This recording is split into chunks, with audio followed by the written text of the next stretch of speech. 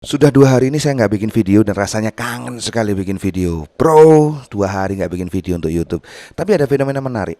Saya kemudian melihat kalau ada video saya yang review barang itu dapat viewer tambahan dari entah dari mana, mungkin orang lagi cari atau lain sebagainya ya. Tetapi yang saya cerita sehari-hari itu malah nggak dapat views. Ini fenomena menarik. Berarti saya akan nge-review barang-barang yang mungkin saja itu bermanfaat bagi sampean, yang mungkin saja itu bisa sampean sedang cari-cari dan sampean banding-bandingkan. Video review saya adalah dua ini, review tentang dompet buaya dan review tentang mic Kretz yang saya pegang ini. Yang saya bahas kali ini adalah hal yang saya temui saja, yaitu alat-alat ataupun barang-barang yang bagi YouTuber pemula seperti saya gunakan untuk memproduksi video. Baiklah, kita mulai secara lengkap mulai dari sekarang. Yang pertama adalah kamera. Saya memakai 3 kamera. Yang pertama adalah handycam pinjaman dari seorang teman. Kemudian yang kedua adalah GoPro Hero 7. Dan yang ketiga adalah webcam Full HD merek JT. Tiga-tiganya ini memiliki fungsi macam-macam. Kalau untuk indoor saya gunakan camcorder ya. Kadangkala juga saya gunakan GoPro. Ya wis, dua itu. Kalau misalkan untuk yang JT atau webcam itu saya gunakan untuk apabila saya ada komentar-komentar video yang ada di OBS ya, seperti itu saya gunakan OBS. Saya gunakan juga untuk kamera cungkoan merek JT yang harganya 250. Jadi kalau kamera saya bukan tipe yang harus bagus-bagus, yang harus SLR. Kalaupun ada rezeki ya mungkin beli yang praktis-praktis saja. Misalkan GoPro ini saya praktis sekali, saya pakai untuk outdoor. Itu saya puas banget, saya tinggal syuting sana sini. Kemudian saya juga udah puas audionya, meskipun juga tidak pakai mic eksternal ya. Saya putuskan kalau untuk GoPro outdoor saya tidak pakai mic eksternal. Nanti mungkin saya voice over ketika sudah di indoor. Yang kedua adalah audio. Audio ini Anda sering saksikan, saya memang sedikit dalam tanda petik itu senang dengan audio.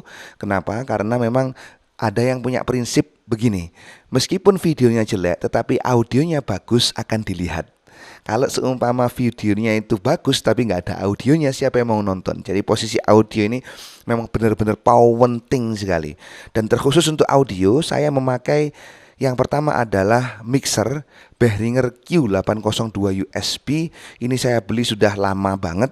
Dan kalaupun waktu bisa diputar ya, waktu itu mungkin saya akan beli misalkan Mackie VX6 versi 3 misalkan, atau beli sound card misalkan, atau yang paling handy atau yang paling gampang itu beli Zoom H4n Pro atau Zoom H5 itu untuk merekam suara dan dia bisa jadi USB interface. Tapi ya sudahlah, saya sudah beli Q802 USB ini dan saya akan gunakan semaksimal mungkin. Mixer ini hanya nancep mic saja, kemudian saya masukkan USB-nya ke PC dan hanya merekam mic saja. Tidak lebih, tidak kurang. Saya tidak gunakan instrumen lain karena saya bukan musisi. Saya juga tidak ambil output dari PC masuk ke mixer karena itu berdengung parah sekali, sehingga saya bisa pastikan bahwa mixer ini digunakan hanya sebagai standar saja, tidak pada tempatnya ya. Kalau Anda tipe YouTuber seperti komentator dan dubbing macam saya, berarti Anda bisa beli di bawah itu. Misalkan untuk Q502 USB ada, Q302 USB juga ada. Jadi kalau keperluannya hanya untuk sekedar ceramah seperti ini, saya kira mixer dengan USB sederhana sangat bisa sekali. Kecuali kalau memang sampean adalah seorang musisi, maka butuh sound card yang aduhai, misalkan Focusrite 212 versi 3 misalkan, atau misalkan Anda Moto M2, silahkan saja. Tetapi kalau sejauh ini saya sudah lebih dari cukup untuk memakai Behringer Q802 USB. Intinya kalau harganya 2,5 juta Anda beli Focusrite saja, atau beli Zoom. Yang saya anjurkan adalah Zoom Q4n Pro atau misalkan Zoom H5, itu juga sudah lebih dari cukup untuk audio. Next adalah mic yang saya gunakan, masih dalam kerangka audio. Ini adalah Kretz Beta SM58. Ini adalah merek cungkoan. Kretz ini merek cungkoan, kemudian dijual di lokalan.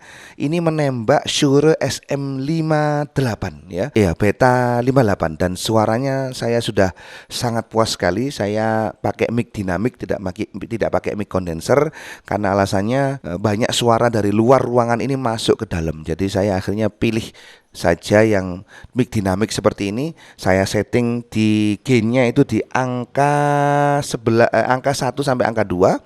Dan sejauh ini saya kira audionya juga fine-fine aja, tidak ada kendala berarti. Menginjak berikutnya adalah alat produksi video.